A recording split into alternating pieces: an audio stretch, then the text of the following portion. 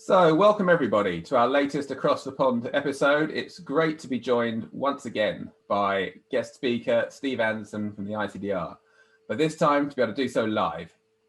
Steve's been Vice President of the AAA's ICDR for over 20 years. He's responsible for all of the international services offered by the ICDR in the US, in Canada and Mexico City.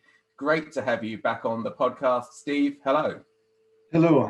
Good morning, good evening, and wherever you might be, it's a pleasure to be back here at this podcast with you, Quadro, and Charles, and Lisa, and Mayor Brown. Thank you so much. Thank you. So I think I introduced myself. So thank you, Steve, for coming back and joining us again. We have a great topic to talk about today. And I also, before we move on, I want to introduce the person who is behind a lot of these podcasts we do. You know, Quadro and I don't do this by ourselves. So let me turn it to Lisa to introduce herself. Good afternoon, good morning, everybody, depending on where you are.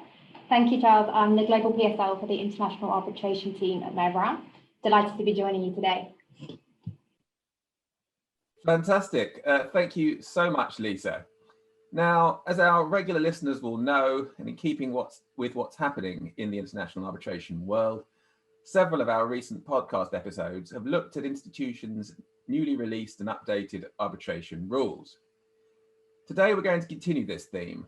We'll be talking about specifically the ICDR's revised international arbitration rules and mediation rules, which have recently been released following a year-long review of the international dispute resolution procedures.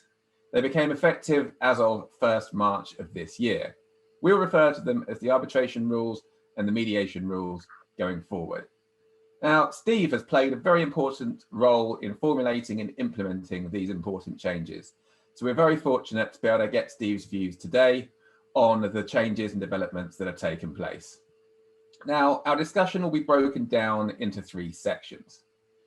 We'll start by looking at the procedural efficiency and various amendments that have been made, which have been devised to promote this theme. We'll then turn to disclosure and challenges with regard to arbitrators. Finally, we'll take a look at the headline changes under the mediation rules and the new and important presumption of mediation concurrent with an arbitration, which has been introduced as a feature of these new rules. I'm looking forward to this very much. Will know about the rules issued by the major institutions. So to add interest to the webinar today, we thought it would be good to also highlight which of the ICDR rules are novel. And by novel, I mean that they're actually not canvassed at all in the other competitor rules, particularly the ICC's rules, the LCIA's rules, and the DIFC-LCIA, the recent release rules in 2020 and 2021, or at least not quite in the same way. So picking up on what Lisa said about some of the rules that we're talking about and how they will be novel. Another novel thing is this is our first live podcast, as people who listen might already know. And so we'll see how it goes. But one of the things we want to do is that we want to give people a chance to unmute, turn on your camera and ask questions if you want to. So there are going to be different stages where we're going to ask people to ask questions if they want to. Well, you can do it, like I said, by unmuting and asking a question. You can also do it by putting your question in the chat function, and Lisa's going to monitor that. And when we get to the particular section that you have questions about, then we'll hopefully get to your question.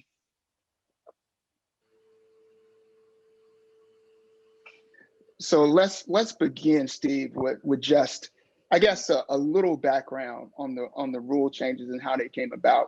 Can you just just tell us what was the reason for the changes at this point? Absolutely. We started actually in 2019, and this had been culminating for a number of months, and even maybe a little longer than that, the need that we needed to evaluate our current rules and then look at what was needed going forward. One of our benchmarks, one of our priorities with rulemaking is pioneering, really, innovation. And that's been a theme throughout 2014 and previous changes that we had, and also in 2006. And so those are some of the backdrops that we had to the creation of these rules and the need for them.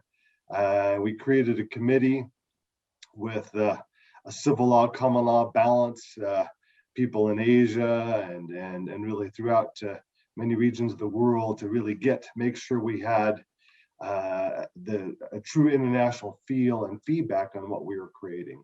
So very exciting process, very detailed and broad in scope in terms of international arbitration and mediation.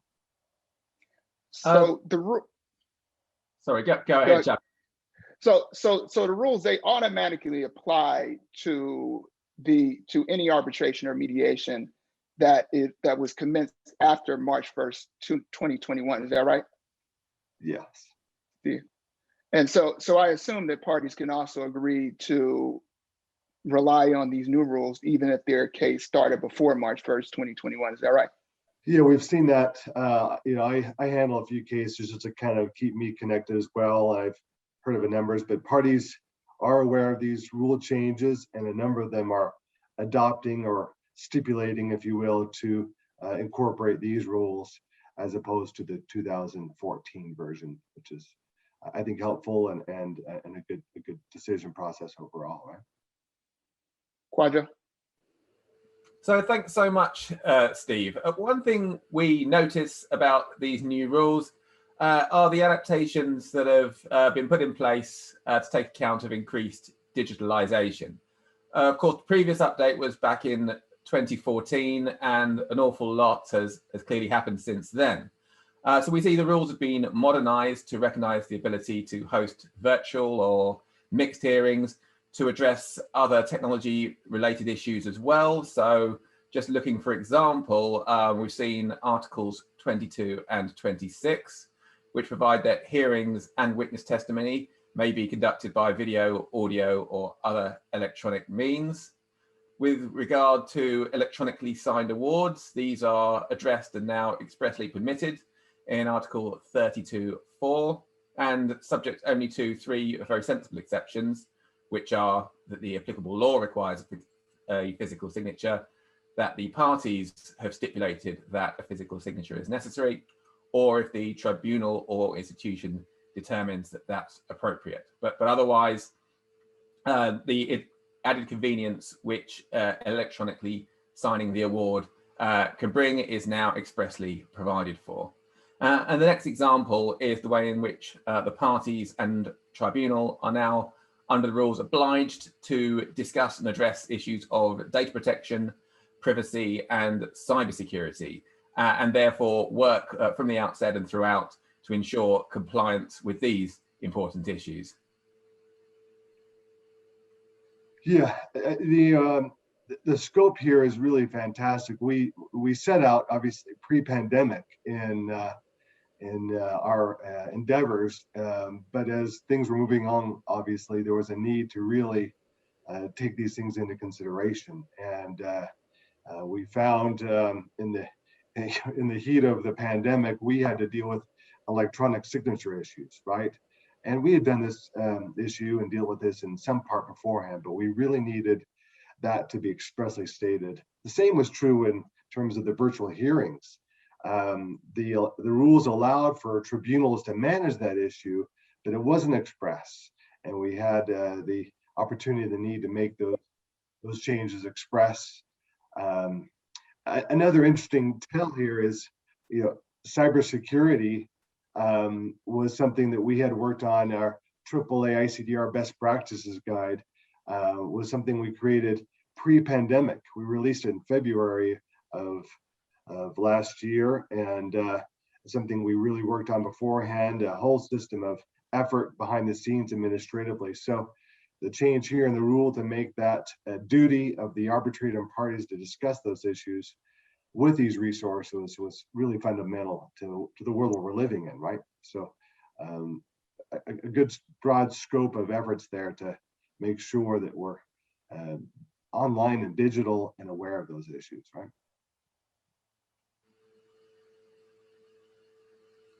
So Lisa, if you can go to the next slide, please. Okay, so let's start off with, I guess, kind of one broad topic that we talked about, and that's procedural efficiency.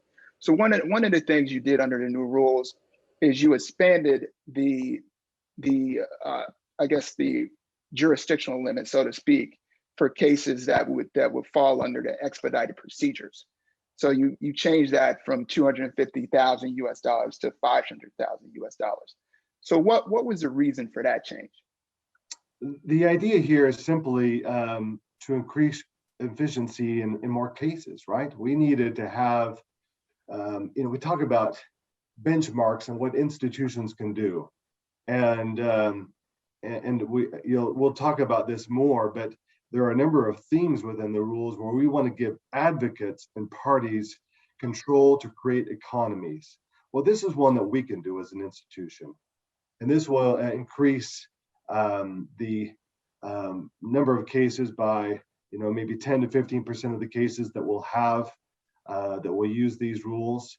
And so that's the idea here. Parties can opt into this if they want to as well. And just as a anecdotal, I guess, commentary on these rules, we really, again, we're pioneered the idea of expedited rules on the international level back in 2014. These rules have a number of time frames that are really tight, if you will. They 10 days to a point, and 60 days from the procedural hearing to have a hearing, 14 days after your appointment to have a procedural order. So those timeframes move this case along to be maybe 140 days, 5 months or something like that, open and close. That's pretty efficient, and parties can agree to adjust that if they want to. But yes. And do you have any data so far? Do you see people opting in or opting out? What have you seen so far? I know it hasn't been long. Yeah, I think in the sense historically, there is a lot of advocates and parties sometimes that don't stick to the regimented 135, 140 days, and maybe they take a little bit longer for this or that if they need to. But and there are times where big cases want to move quickly and they agree to this, but by and large it fits within kind of the outline of what is applied by default. In other words, the cases that were previously under 250,000 and now under 500,000 are the cases that fall into that administration process, right? Next slide, please, Sophie. I'm sorry, Lisa. So this is, let's talk quickly about early disposition. Now, this idea is more of a US centric rule. And actually is very similar, at least in some respects, to a rule that exists in the AAA domestic arbitration rules. So first, let me ask you, what was the reason for wanting to put this rule in your revisions? Yeah, so again, the committee of a broad scope, and also our executive team and case management teams were heavily involved in these rule changes. And so anecdotally, as we heard, there was a lot of times where parties wanted this mechanism, right? And they needed, and they would do it anyway, even without this rule, right? And so we as a committee thought, let's build a rule that allows for a balance, for transparency, and what I would call also an advocate who maybe not as familiar with international arbitration or what this means, to give them some clarity in what they need to do. And so that was the background. A little more interesting here is we went through a number of versions on this rule, and it was called some motion for summary judgment or other things in the first version, and we really internationalized this rule. We didn't start with the AAA. What is the AAA written? We didn't even look there first. Actually, we looked at what the global market had, and then we created and rewrote this as to what we felt would be helpful on a general principle level, and then also international. So that's the background, which I think tells a great story as to why it's written how it's written and why we have it. Did get any pushback or any objections from your more international stakeholders in the No, process? they really didn't. Their concern was that we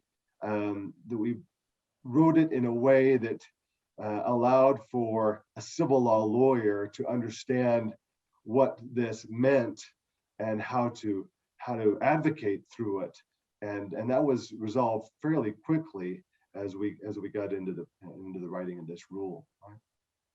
Okay. And were there any particular, I guess, provisions or any particular language that you put in to address that kind of readability and any issues with kind of understanding it from an international perspective? We wanted to make sure that the requirement to request approval to the tribunal was clear, and that and we didn't want this just spontaneous early disposition application happening in cases. We wanted tribunal authority. I might talk about this later, but ultra trial principles, which we adhere to in our rules, is essentially tribunal authority is greater than the institution because they're in the hearings with the parties, right? So as we're giving a power to them to manage this, it's critical. And here, they're the gateway or the gatekeeper to make sure that this sort of petition is given permission to first, and then allowed to roll from there if it's granted and permissible to actually submit and then decide. Kwaja? Fantastic. No, great to hear all of that, Steve. And another subject I'd like to move on to discuss, which we've got up on the slide now, are the issues of joinder and consolidation. So beginning with joinder, as the slide says, that's governed by Article 8.1. The tribunal can now join an additional party if that party consents and provided that it's appropriate to do so. So the non-joining parties agreement is no longer required. So Steve, that's an important change. What is the rationale for making joinder easier? The idea here was, the burden or the previous version, the scope was really limited, right? And limited because we want parties to be able to control as much as they can the appointment process, right, of the arbitrator or tribunal of three. And so in this case, we worked with the committee and they felt that its use was probably very limited. And so looking at ways to expand the scope. So if they wanted to do this, again, this goes back to party control and management. So they don't need to go to a court system wherever the jurisdiction might be. And where they want to submit to the tribunal, they can do that to do that. So Dutco case here historically is what we hear anecdotally. And this just allows a little more flexibility and party control on an issue that otherwise might have to go to a court. Thanks a lot, Steve. Yes, it's simplicity, flexibility, and party autonomy, all obviously very extremely important principles in international arbitration. It's great to see the ICDR continuing to do so much to uphold those. Moving on now to consolidation, we note that under Article 9.1, which we now show on the slide, there are two important ways in which that has been expanded. So beginning with the first change, in addition to a party being able to request that a consolidation arbitrator be appointed or to discharge its functions, the ICDR administrator may now appoint the consolidation arbitrator of its own initiative. The next change which we note is the ability to consolidate arbitrations involving related parties. Previously, as I understand it, this was only arbitrations of the same parties. And that's, of course, as long as the other standards of consolidation are met, which include that the disputes in the arbitration arise in connection with the same legal relationship and the arbitration agreements are compatible. But it therefore seems, in view of those two changes, Steve, that as is the case with joinder, there is an underlying intention here that consolidation be made easier and indeed allowed in a wider sense of circumstances. So Steve, I'm just curious about the specific change from the consolidation arbitrator finding that the arbitration agreements are compatible, which is what I understand applied under the previous 2014 set of rules, to the wording which now states arbitration agreements may be compatible. Does this mean that compatibility of the agreements will be a less important factor in determining any consolidation application, and that instead the focus will be on the relationship between the parties, or is the change more subtle than that? I think this allows for a subjective argument to the compatibility of the clause of the agreements, right? And allows a little bit more advocacy in this role in terms of that argument. And so that, I think the idea here is already what I said with joinder, as you confirmed. It's we're looking at expanding the scope of this a little bit. It was used since 2014 on a very limited basis, and we think it's a great rule. It allows for the appointment of a consolidation arbitrator to decide these issues. So let's allow them to make these decisions. And if they're going to do that, we think May is the right point here for them to hear that argument, right? I mean, that's critical. I mean, it's if it's compatible, it's compatible. Why make the argument with the presumption there? So related parties to the same issue. I think on its own initiative, just to talk a little bit about that, there are a lot of times where cases come in and there's confusion and parties aren't sure who's on first and which party's here, which party's there. And so as an institution, we're able to actually see on a 30,000 foot level a little bit about what's going on. Maybe this case over there, this case over there, and we keep in confidence all those cases and issues, but we're able to maybe see where there's a need to raise this issue, right? Oh, thanks so much, Steve. Chucky? Thank you. So let's talk quickly about tribunal secretaries, because I want to get to any questions that people have. So get your questions ready, folks, if you have any. Article 17, which we have up here. I mean, you're saying essentially the parties can consent to the appointment of a tribunal secretary who will act under the ICDR guidelines. Now, I imagine that the intent here was kind of just to memorialize common practice. Is that right, Steve?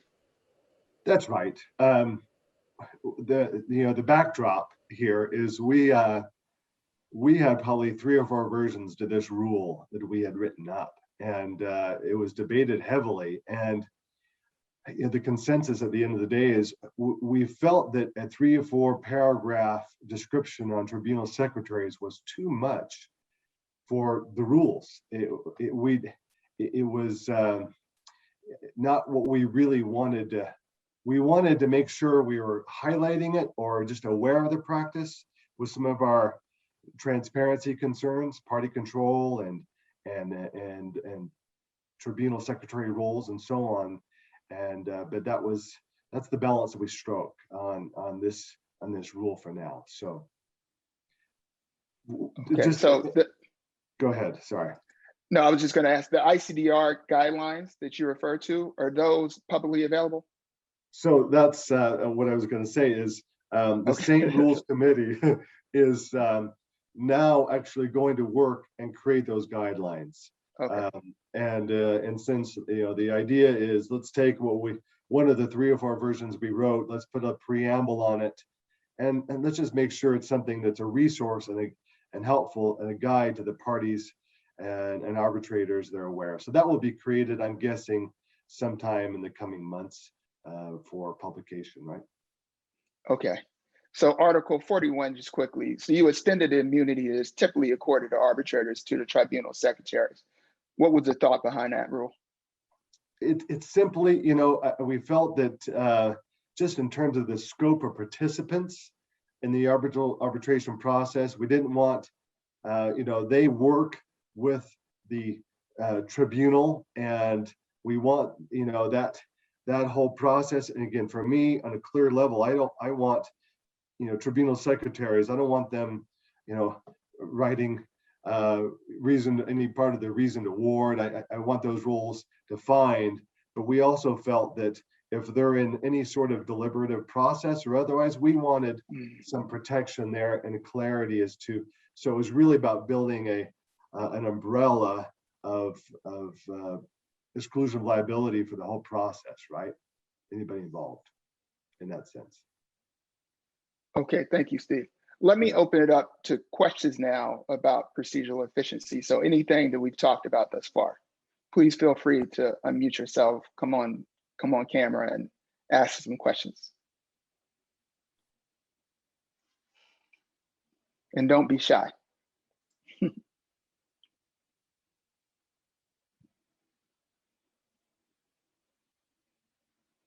No, nobody yet. Do we have any questions in the chat? Any questions, Lisa? I'm going to throw that back at you, Charles, if you don't mind.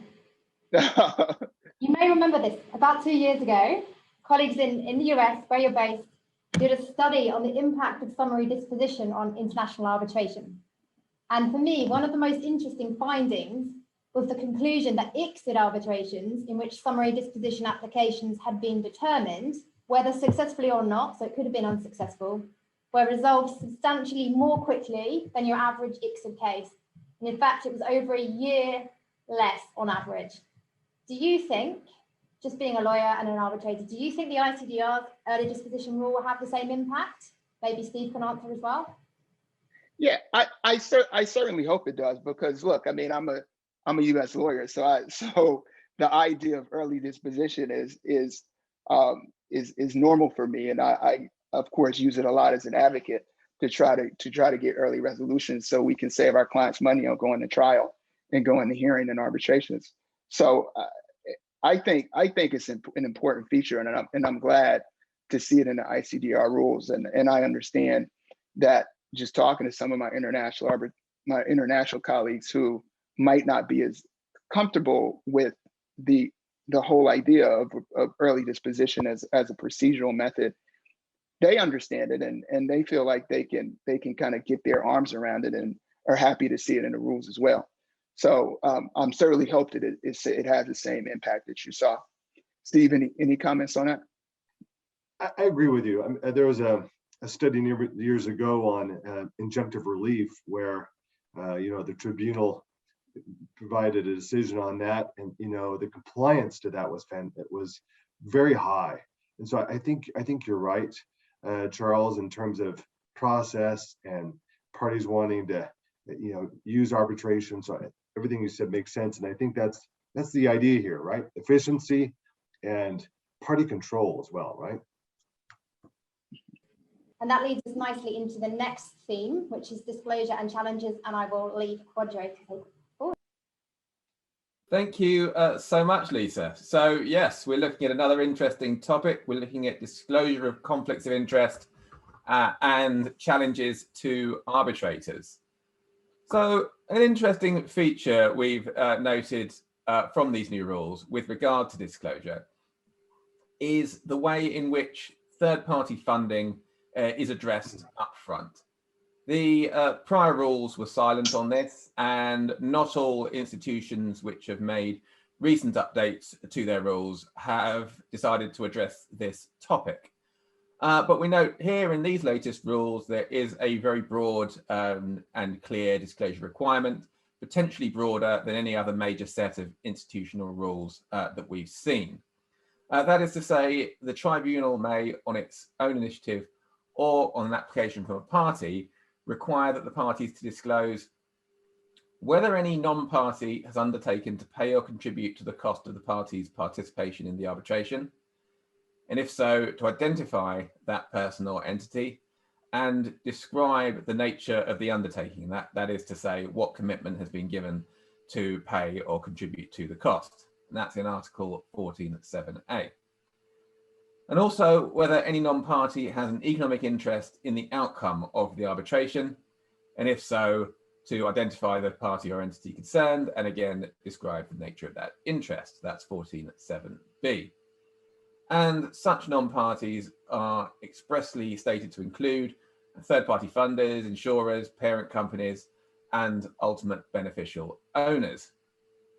This is arguably one of the most, or if not the most significant changes for parties to grapple with and to get used to with regard to new rules. because it impacts things from the very outset, obviously, concerning disclosure, and it impacts their relationship with the various entities which I've described above. So parent companies, funders, insurers, and so on. So Steve, what I'd like to ask you really is, what was the thinking behind this rule change, and in particular its breadth?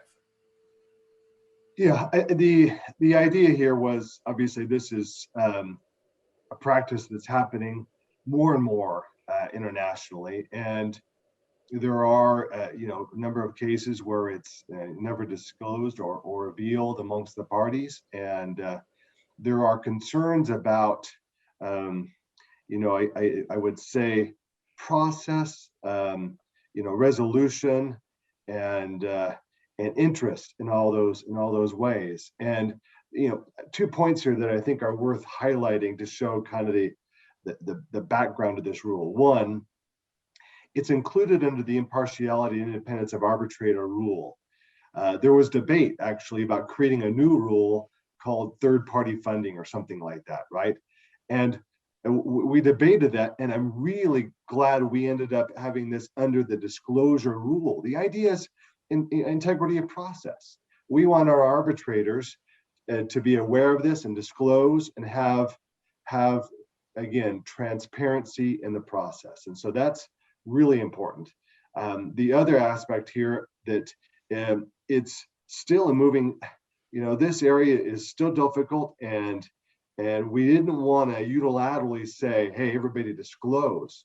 So I love here, again, it's party driven and tribunal managed or determined, right? So they have the authority to decide whether or not it's needed. And so those are kind of what I would call a checks and balances of this rule that I think allow for some great flexibility going forward. And if there's really concern by one party, they can flag it. So that's a little bit of the background here we felt was important in these rules.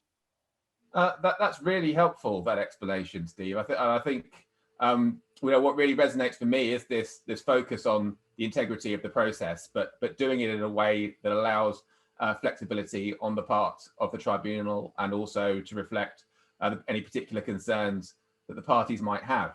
So I suppose looking at this and how this might play out in future over the course of further arbitrations, I suppose on the one hand, it's a change with the potential to really genuinely assist in preserving and safeguarding arbitrators' impartiality and independence, and of course, as you say, integrity of the process. And we may well see this new approach become something of a gold standard or a benchmark, which other institutions may need to consider for future rule revisions. And in as much as what it really does is reflect the reality of many modern arbitrations. The fact is there are other parties involved and with interest, be they insurers, funders, and so on. But I suppose on the other hand, and then to at least make sure we're looking at both sides of it, there is the potential, I suppose, for increased and potentially more costly applications around disclosure and or aims to seek to reveal particular issues around particular entities or financial interests and so on, and perhaps parties seeking to use that in order to either disrupt the process or to remove an arbitrator that for whatever reason they don't like, and may become more difficult for parties who do regularly seek, for instance, legal risk insurance, and therefore may have an insurer behind them who may actually also be involved in multiple other arbitrations, and therefore might serve to restrict their choice with certain individuals to be selected for the tribunal because of these disclosure issues. So I suppose, where does that balance fall? Time will tell, and it's an interesting development to watch. But from what I've seen and from the way you've described it there, Steve, this sounds incredibly innovative and very exciting. Thanks, Quadra. We love these rule changes. The committee would put a lot of work into them. And the backdrop a little bit here also is the institution is the backdrop to managing the impartiality and independence of arbitrators. And that's also something that's really important to be aware of. And so when challenges come in or otherwise, we're not going to just throw out an arbitrator for any challenge. We review those in detail, and quite a few of our arbitrators are reaffirmed even with challenges, because we don't feel the challenge meets the standard of what is needed to remove, right? So that's the backdrop here that I think is important in this sort of provision. Thanks, Steve. That's good to hear. Chucky? So picking up on a very similar theme, you now kind of focused on the arbitrators complying with the code of ethics for arbitrators in commercial disputes. Now, is this a separate document that you created, Steve? So this is a document that's been in existence for a number of years, and it is referenced, I think, really in our letters to in all cases. The point for mentioning it here, and there was actually a lot of debate on this and whether or not, it goes to the idea of advocates around the world who might not know that this code of ethics exists, right? And that they can turn to this code of ethics themselves and reference it. And if they need to make a challenge or they're concerned about something. So we're just, again, opening doors and information to users around the world. And that's the idea of including it here. Kwadwo? Yeah, so thanks a lot, Steve. And you mentioned the approach of the ICDR to arbitrator challenges, and that is something that I'd like to just delve into a little bit deeper. Now, of course, since there is the duty of impartiality and independence, and naturally these rules permit a party to launch a challenge for an alleged lack of these qualities, and of course that's not unusual or controversial, and it's a key element to upholding that integrity, which you've stressed is so important. But what is interesting is the ICDR's decision to introduce a further new basis for arbitrator challenges, and that is if the arbitrator fails to perform his or her duties. That's as per Article 15, which we put on the slide here. Now, this is another interesting novelty under these rules, not seen in other recent rule changes. And Steve, what I'm interested in is noting that there's nothing set out in the rules themselves about the arbitrator's duties.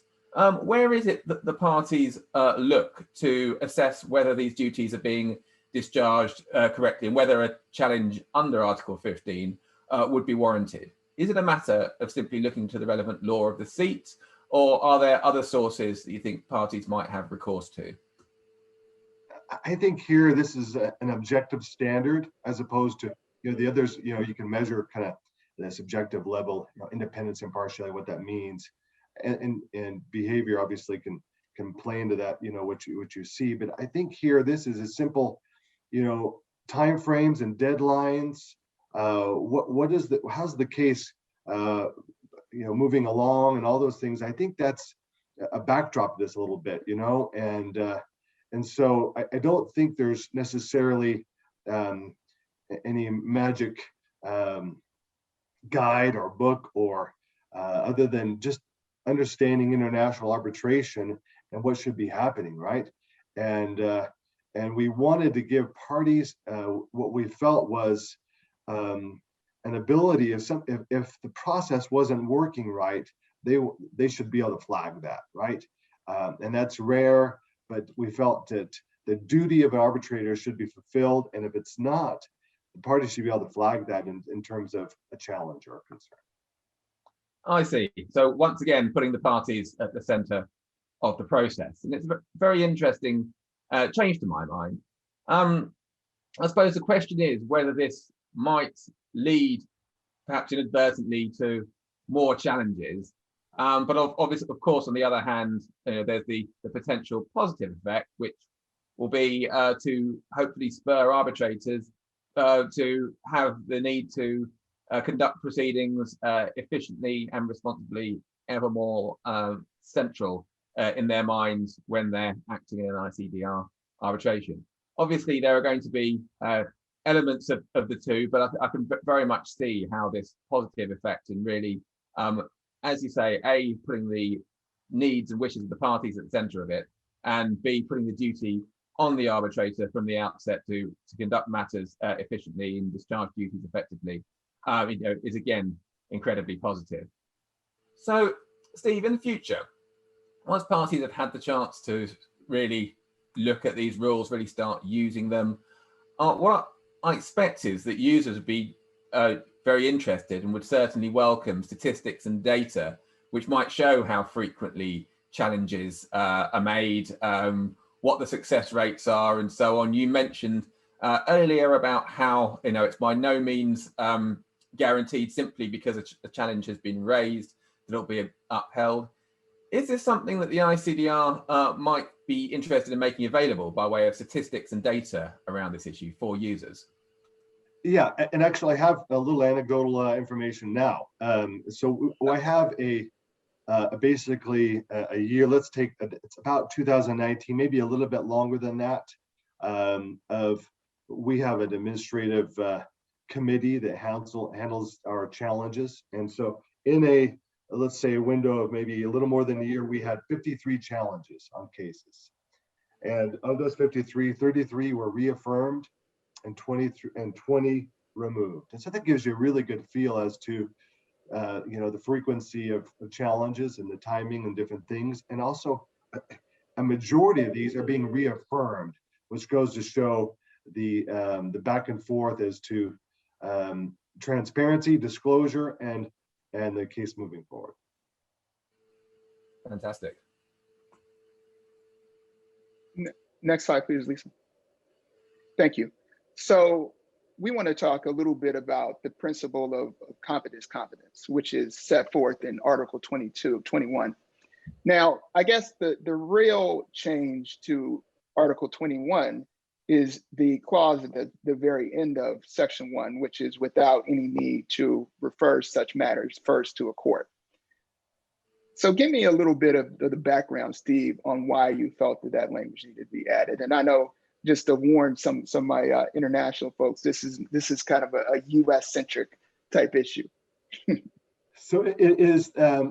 This is essentially an addition to, I guess, remove concerns of the restatement's position on whether or not parties needed to go to a court to maintain jurisdiction of the arbitration. And the restatement kind of took, a position that was unique to first options and others in the marketplace. And so with that in mind, we felt that adding, these simple phrase and arbitrability would really clarify, so there was no ambiguity in terms of assigning ICDR, a clause, the authority to decide their own jurisdiction. And so that was the idea here, to remove any doubt.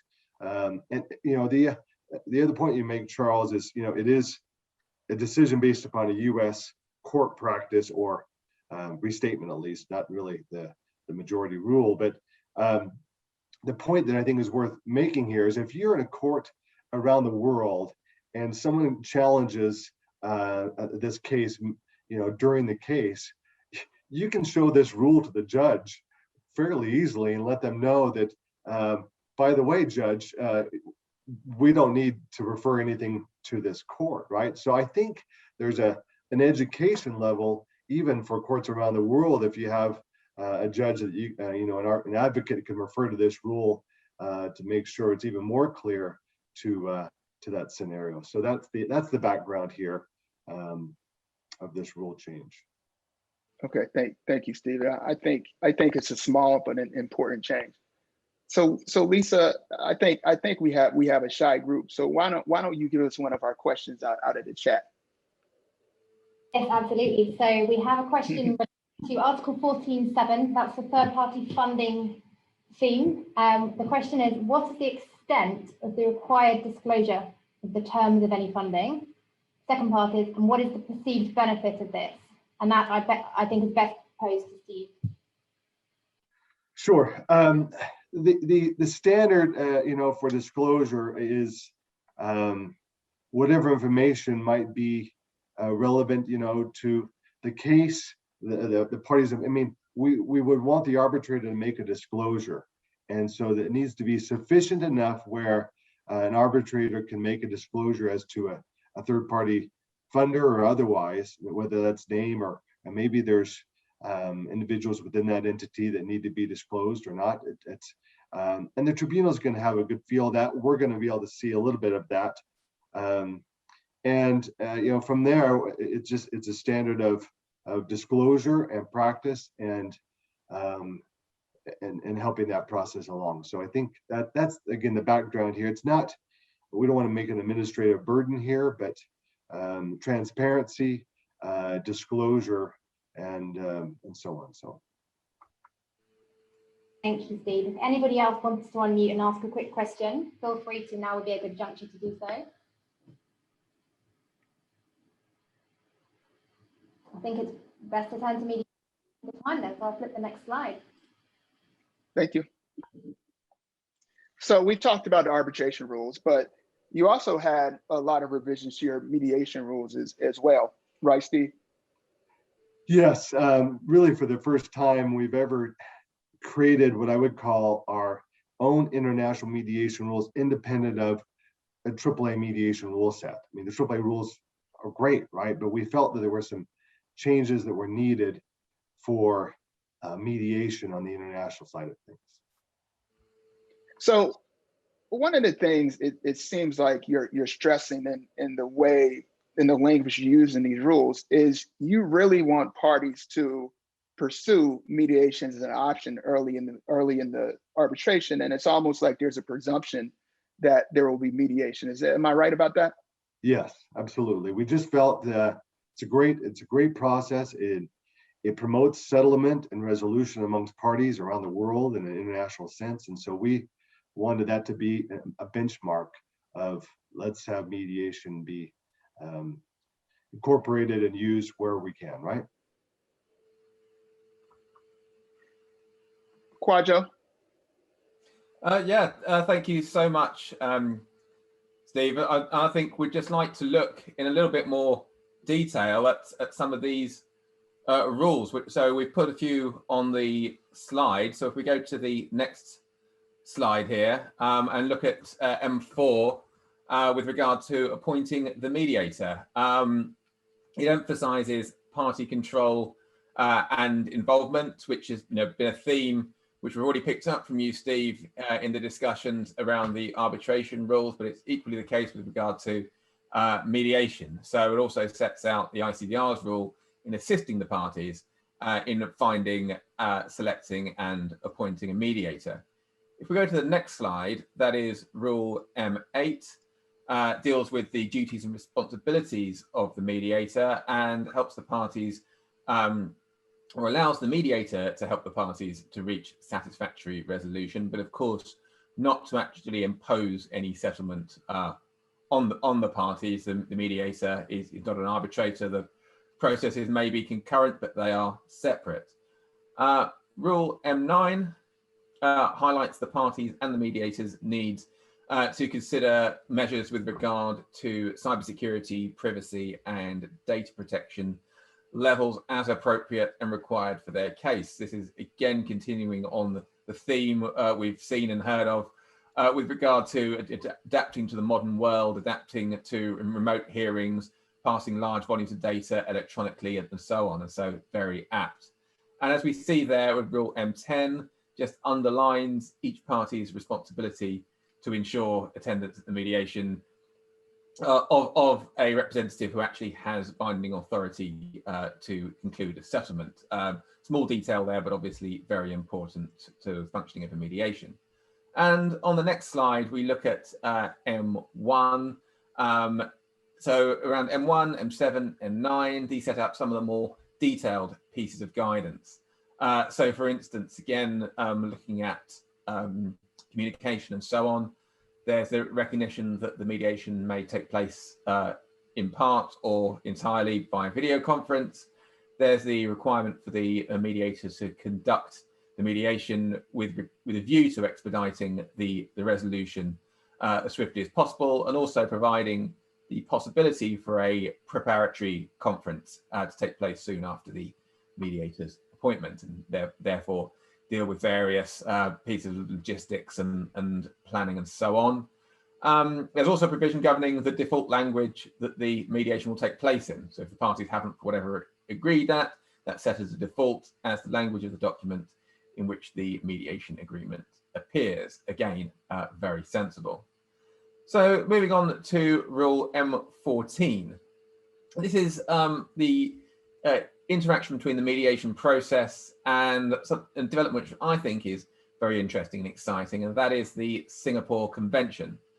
So as a brief reminder of the benefits of that convention, what it is it offers a process for directly enforcing cross-border settlement agreements which have been reached by parties through mediation. Hence, a party seeking enforcement can apply directly to the courts of the member state where assets are located or where enforcement is being sought. So, akin to what parties who are involved in arbitration will be familiar with from the New York Convention. And it's very interesting seeing this being applied in the context of mediation, and it offers, I think, an important and exciting opportunity to really push and expand mediation by giving parties this added confidence with regard to cross-border disputes and claims. So there's a provision made for the mediator or the ICDR to issue an attestation for the purposes of enforcing the settlement agreement under the Singapore Convention, which I think is great that the ICDR have looked at this and addressed it to support the convention in this way. So I suppose the question is, why is all this necessary? Well, as I see it, but again, Steve, will be interesting to hear your views. It's an important recognition of the importance of mediation as a key alternative dispute resolution. It follows the content, I think, you've already touched on, Steve, with regard to the provisions that have been made in relation to the AAA commercial mediation rules. But from a perspective as a practitioner, I certainly think this is incredibly helpful to directly address the supported interaction with the Singapore Convention mediation. And I think this promotes mediation and supports it more generally as well. So great to see this development being introduced in these rules too. Thank you. I'm really excited about the mediation rule changes. You've done a great highlight of what they are. You can see through those changes a lot of the simplicity that was incorporated, language that was removed that wasn't needed, a more focus on party agreement, and distinguishing between the duties of the mediator and process. We created a new rule in the mediation to focus on that. So all these are what I would call fantastic additions, and they are more harmonious, what I would call international mediation. And now this rule here with the Singapore Convention, there was a lot of debate as well on this one.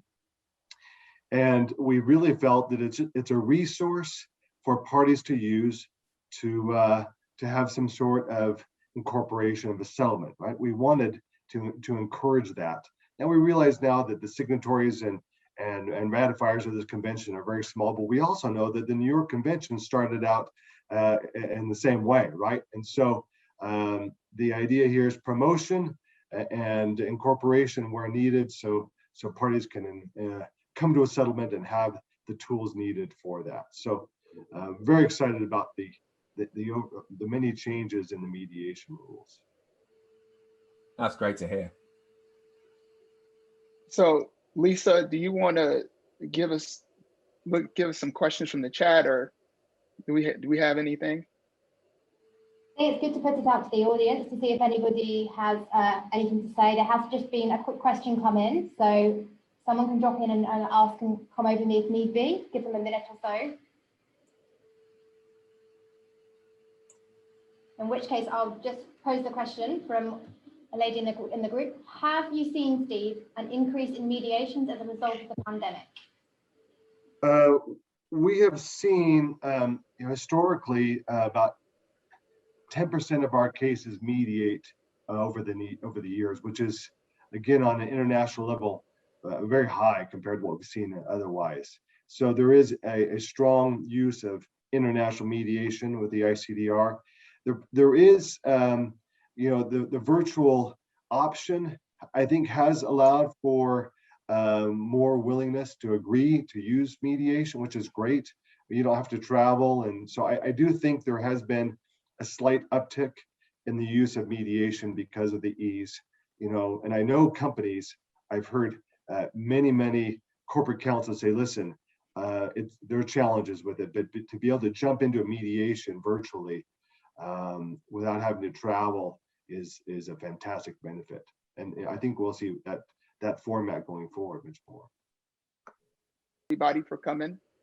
It was fun. Thank you, Steve, for being our second time host, or second time guest, I should say. And we hope to see you all on future podcasts.